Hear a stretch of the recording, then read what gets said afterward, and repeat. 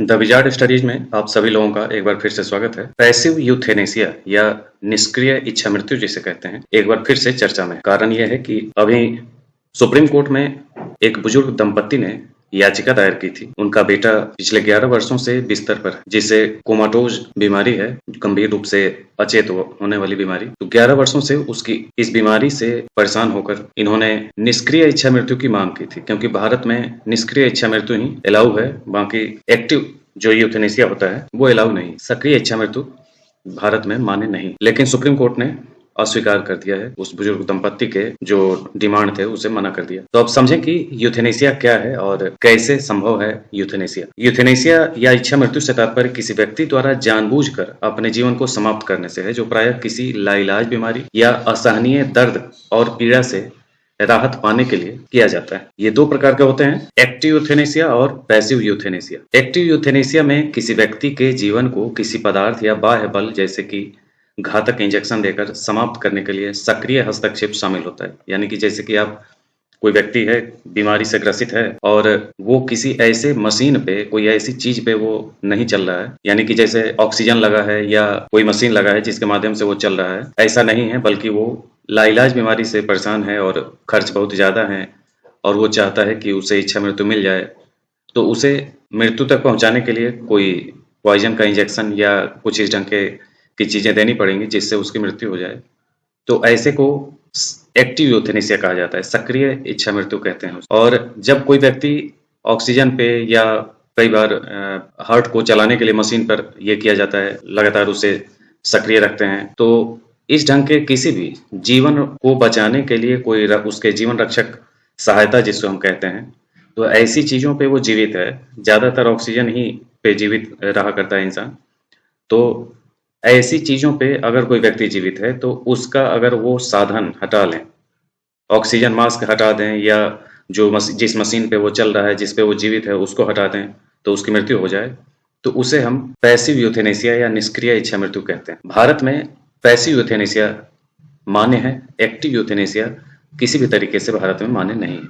और पैसिव में भी नियम कानून है, उसी नियम कानून को हम इस वीडियो में अच्छे से समझेंगे। 2018 में सुप्रीम कोर्ट द्वारा भारत में निष्क्रिय इच्छा मृत्यु को वैध कर दिया गया था, यानी पैसिव यूथेनेसिया को वैध किया गया था, जिसके लिए व्यक्ति के पास लिविंग विल या लिखित दस्तावेज होना आवश्यक है, जिसमें यह निर्दिष्ट हो कि यदि व्यक्ति भविष्य में स्वयं चिकित्सा निर्णय लेने में असमर्थ हो तो क्या कार्रवाई की जानी चाहिए। जैसे कि आप संपत्ति का दस्तावेज बनाते हैं, वैसे ही अपने जीवन का भी एक दस्तावेज बनाएं, उसी को लिविंग विल कहते हैं। यदि किसी व्यक्ति के पास वसीयत नहीं है तो उसके परिवार के सदस्य उच्च न्यायालय के समक्ष निष्क्रिय इच्छा मृत्यु की अनुमति मांगने के लिए याचिका दायर कर सकते हैं। ये सुप्रीम कोर्ट का फैसला था। उसी फैसले में आगे समझें कि सुप्रीम कोर्ट ने क्या क्या चीजें कही थी। सुप्रीम कोर्ट ने निष्क्रिय इच्छा मृत्यु की अनुमति दी जबकि उसने मरणासन अवस्था में जा सकने वाले मरणासन रोगियों की जीवित इच्छा को मान्यता दी तथा इस प्रक्रिया को विनियमित करने के लिए दिशा निर्देश जारी किए। तत्कालीन मुख्य न्यायाधीश दीपक मिश्रा की अध्यक्षता वाली 5 न्यायाधीशों की संविधान पीठ ने कहा कि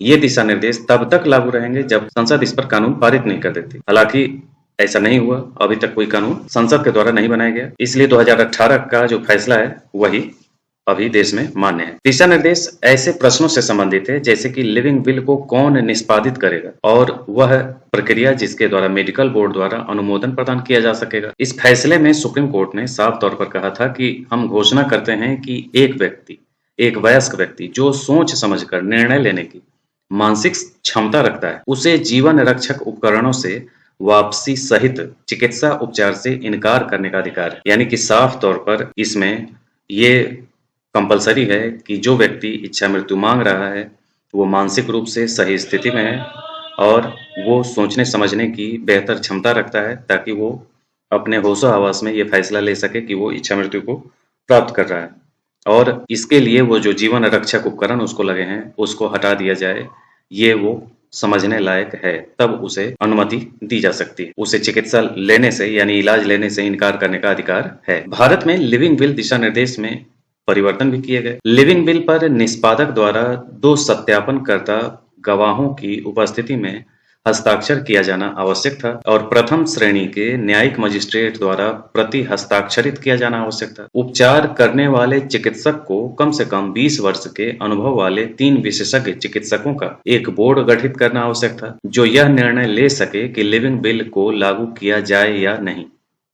यानी कि ये टीम जो बनेगी वो बहुत ही मैच्योर और अनुभवी जो चिकित्सक हैं उनकी टीम हो। यदि मेडिकल बोर्ड ने अनुमति दे दी तो वसीयत को जिला कलेक्टर के पास अनुमोदन के लिए भेजना हो। इसके बाद कलेक्टर को मुख्य जिला चिकित्सा अधिकारी सहित 3 विशेषज्ञ डॉक्टरों का एक और मेडिकल बोर्ड गठित करना था। केवल तभी जब यह दूसरा बोर्ड अस्पताल बोर्ड के निष्कर्षों से सहमत हो, निर्णय को जेएमएफसी को भेजा जाएगा, जो तब रोगी से मिलेंगे और जांच करेंगे कि अनुमोदन दिया जाए या नहीं। ये 2018 के दिशा निर्देश थे। बाद में सर्वोच्च न्यायालय ने कुछ परिवर्तन भी किए। परिवर्तन यह है कि अस्पताल और कलेक्टर द्वारा 2 मेडिकल बोर्ड बनाने के स्थान पर अब दोनों बोर्ड अस्पताल द्वारा गठित किए जाएंगे। डॉक्टरों के लिए 20 वर्ष के अनुभव की आवश्यकता को शिथिल करके 5 वर्ष कर दिया गया। मजिस्ट्रेट की मंजूरी की आवश्यकता के स्थान पर मजिस्ट्रेट को सूचना देने की आवश्यकता को प्रतिस्थापित कर दिया गया और मेडिकल बोर्ड को अपना निर्णय 48 घंटे के भीतर बताना होगा। 2018 के दिशा निर्देश में 2 गवाहों और मजिस्ट्रेट के हस्ताक्षर की आवश्यकता थी। अब मजिस्ट्रेट के प्रति हस्ताक्षर के बजाय एक नोटरी या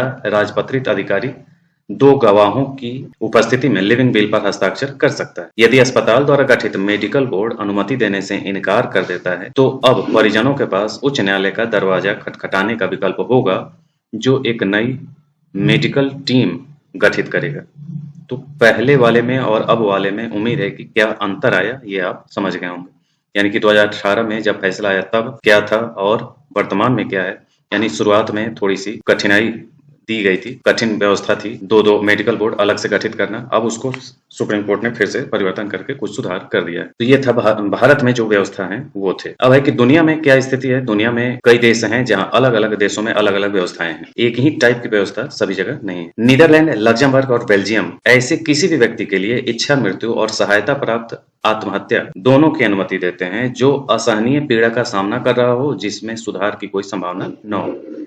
यानी कि असहनीय पीड़ा वाली कोई बीमारी है तो उसे इच्छा मृत्यु प्राप्त करने का या सहायता प्राप्त आत्महत्या दोनों की अनुमति वहां नीदरलैंड, लग्जमबर्ग और बेल्जियम ये आपस में सटे हुए देश हैं, पड़ोसी देश हैं। स्विट्जरलैंड में इच्छा मृत्यु पर प्रतिबंध है, लेकिन डॉक्टर या फिजिशियन की उपस्थिति में सहायता प्राप्त मृत्यु की अनुमति है। सहायता प्राप्त मृत्यु का मतलब ऑक्सीजन, वही पैसिव यूथेनेसिया। कनाडा ने घोषणा की थी कि मानसिक रूप से बीमार रोगियों के लिए इच्छा मृत्यु या सहायता प्राप्त मृत्यु की अनुमति मार्च 2023 तक दी जाएगी। हालांकि इस निर्णय की व्यापक रूप से आलोचना की गई और इस कदम में देरी हो सकती है। संयुक्त राज्य अमेरिका के अलग अलग राज्यों में अलग अलग कानून, वाशिंगटन, ओरेगन और मोन्टाना जैसे कुछ राज्य में इच्छा मृत्यु की अनुमति है। यूनाइटेड किंगडम इसे अवैध और मानव हत्या के बराबर मानता है। यानी कि वर्तमान में सभी देशों में ये मान्य नहीं, इसलिए भारत में जो मान्य किया गया है वो भी पैसिव यूथेनेसिया है, एक्टिव यूथेनेसिया नहीं है। और उसके लिए जो दिशा निर्देश हैं वो यही है, सुप्रीम कोर्ट ने जो बाद में परिवर्तन करके फाइनल कर दिया। तो ये था इच्छा मृत्यु से जुड़ा हुआ